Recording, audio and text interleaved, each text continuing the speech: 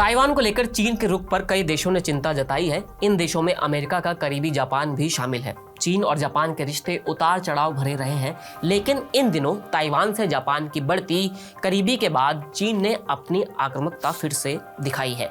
चीन के शीर्ष राजनयिक वांग यी ने जापान को ताइवान से संबंधित मामलों में हस्तक्षेप न करने की चेतावनी देते हुए सीधे तौर पर कहा है कि ऐसा करना सिर्फ उसके लिए मुसीबत बढ़ा सकता है, जबकि हाल ही में दोनों देशों के द्विपक्षीय संबंधों में सुधार के संकेत मिले हैं। वांग ने यह भी कहा कि राष्ट्रपति डोनाल्ड ट्रंप के प्रशासन की ओर से इस हफ्ते की शुरुआत में देश से सभी आयातों पर अतिरिक्त टैरिफ को दोगुना करके 20% करने के बाद चीन अमेरिकी दबाव का खुलकर मुकाबला करेगा। वांग के इस बयान के बाद जापान और चीन में टकराव की स्थिति पैदा हो गई है। चलिए हम आपको दोनों देशों की सैन्य ताकत के बारे में बताते हैं। चीन के पास दुनिया की सबसे बड़ी आर्मी है। इसमें एक्टिव सैनिकों की संख्या लगभग 20 लाख है। वहीं जापान के पास एक्टिव सैनिक जो है वो करीब 2.5 लाख ही है।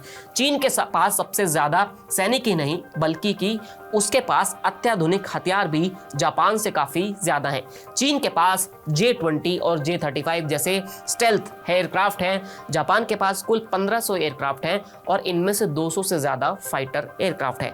चीन के पास कुल 4000 एयरक्राफ्ट हैं, वो भी फाइटर्स के साथ। जापान के पास अटैक हेलीकॉप्टर की संख्या 200 है, जबकि चीन के पास ये संख्या है 281।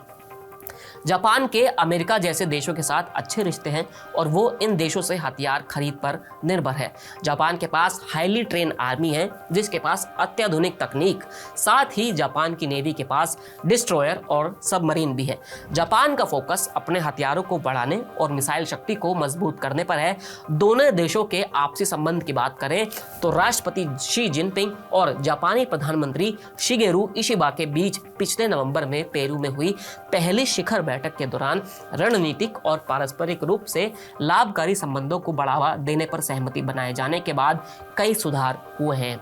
लेकिन चीन की ये पुरानी आदत रही है, जब भी कोई ताइवान का बात करता है तो चीन भड़क जाता है। इस दफा भी ऐसा ही हुआ है। वांग ने जापान को चेतावनी देते हुए कहा है कि ताइवान के नाम पर परेशानी भड़काना जापान के लिए परेशानी को आमंत्रित कर सकता है। उन्होंने कसम खाई कि चीन जो ताइवान को एक विद्रोही प्रांत मानता है, पूरी तरह से वो अपने में शामिल उसे कर लेंगे। अब देखना ये होगा कि आखिर चीन और जापान के रिश्ते किस तरह आगे बढ़ते हैं और दोनों इस तीखी बहस को कहां लेकर जाते हैं। फिलहाल इस वीडियो में इतना ही, फिर मिलेंगे नए वीडियो के साथ। शुक्रिया।